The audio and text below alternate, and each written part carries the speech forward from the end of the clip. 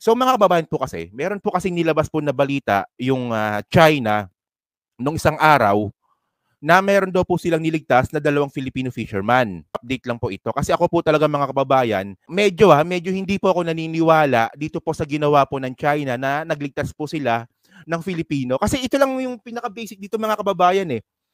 Alam naman po ng buong Pilipinas kung gaano kawalang hiya yung China.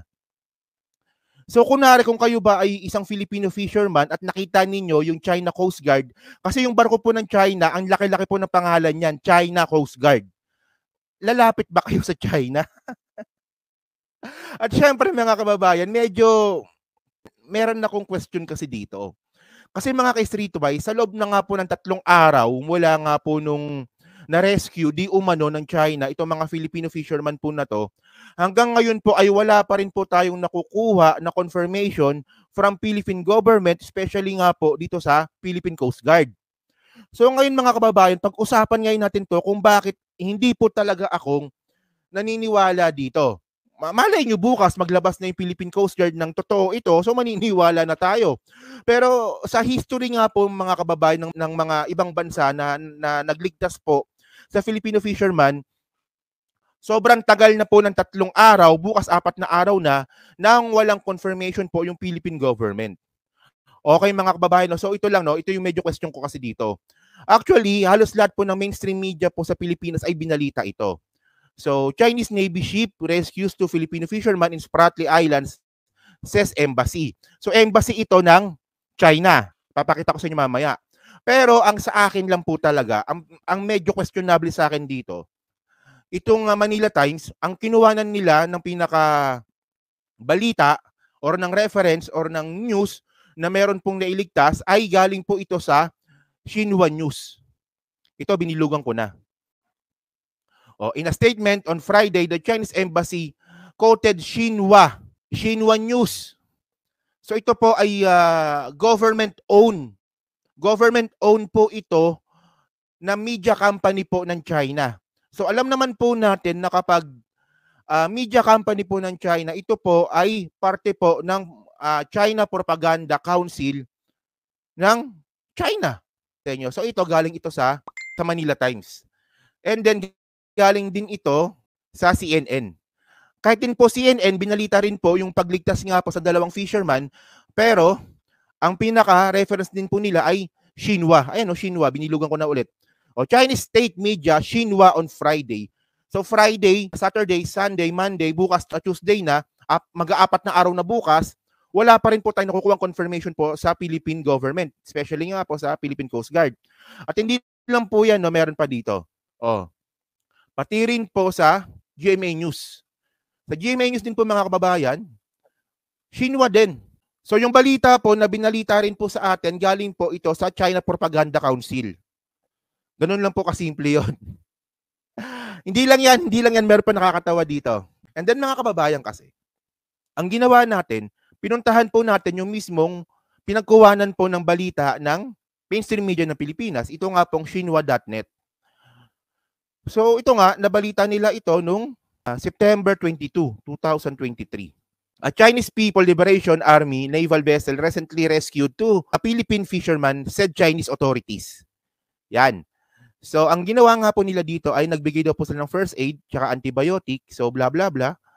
And then may mga pictures naman po silang pinakita. Yan, at least may picture. So ang tanong, ebidensya ba to? So tingnan natin kung ebidensya ba talaga itong mga pictures po na nilabas po ng Xinhua News. Kasi mga kababayan, ito po yung ginamit po ng mainstream media natin para ipagkalat po sa buong Pilipino na tumutulong po yung China sa atin. Actually mga ka-Streetwise, no, yung hindi ko lang din talaga nagustuhan kasi dito, itong mga pro-China na Pilipino, di ba, gina-justify nila ngayon ang ginawa ng China sa pagligtas nga po sa 2 Filipino fishermen. So ayan, di ba, Pilipino. And then mga kababayan, bukod nga po sa binalita po ito ng Xinhua News, sinakyan din po ito ng Chinese Embassy, si Wang Zilian.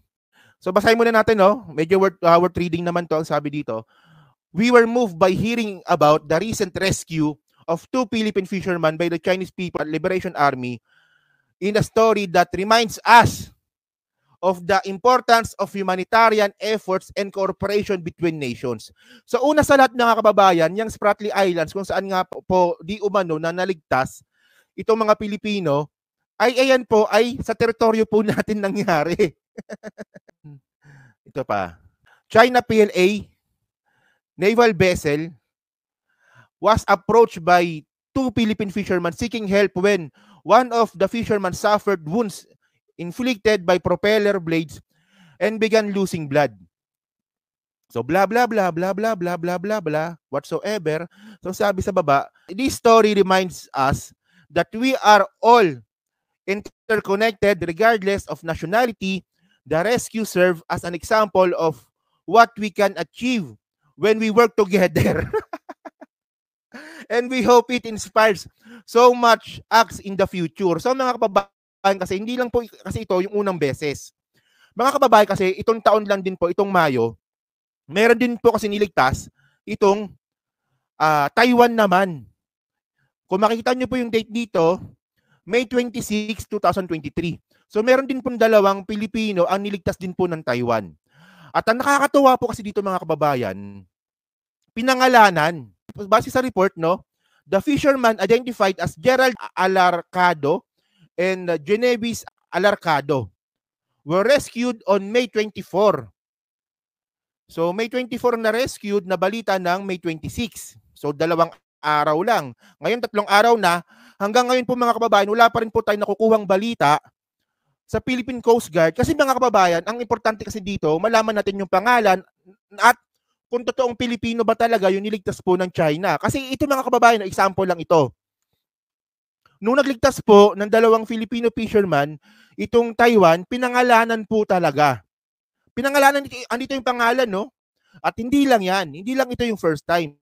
Ito nangyari din ito, September 3, itong buwan lang. Oh. Singapore flagship rescued Filipino fisherman of Davao Oriental. Oh, nangyari ito September 3. At mga kababayan, pinangalanan din. In a statement on Sunday, the PCG said that it had deployed a boat to retrieve fisherman Julius Talaid from MV Maxwell, and that Talaid was safely delivered to veterans wharf in Apari, Cagayan, Sunday morning. So pinangalanan din. 'Di ba? Pero ang tanong ko dito, bakit nga dito po sa pagligtas nga, di umano, malay mo bukas meron ng pangalan, edi pahiya ako, ganun lang naman yun eh. Pero dito nga po sa pagligtas nga, di umano ng China, hanggang ngayon wala pa rin po tayo nakukuhang pangalan. So ngayon mga kababayan, ito pakita ko sa inyo. So binalita ito ng Xinhua nung September 22. At ang nangyari mga kababayan, binalita ulit ito ng Xinhua paulit-ulit nung September 24. Tama ba? O September 24 nga, oh. Binalita nila ulit ito.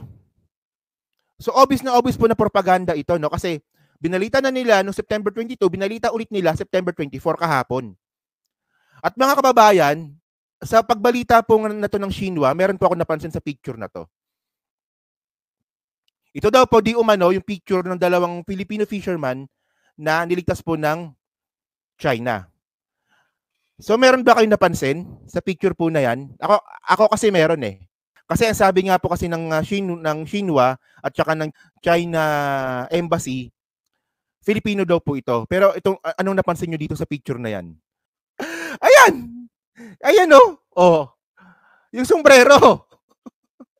Mga kababayan kasi, yung sombrero po, ito pakita ko sa inyo Yung sombrero na yan, nasuot-suot ng isa, triangle. So ano ba yung sombrero na yan? Yung sombrero po na yan ay ginagamit po sa Vietnam. Ayan no? Ewan ko lang no, baka malay natin, nagkamali lang tayo, pero tayo naghihintay po tayo ng confirmation pa rin sa Philippine Coast Guard. So yung sombrero po, nang sinasabi niligtas nila, triangle. Triangle oh. At ayan po yung sombrero po na ginagamit po ng Vietnam. Ayan no.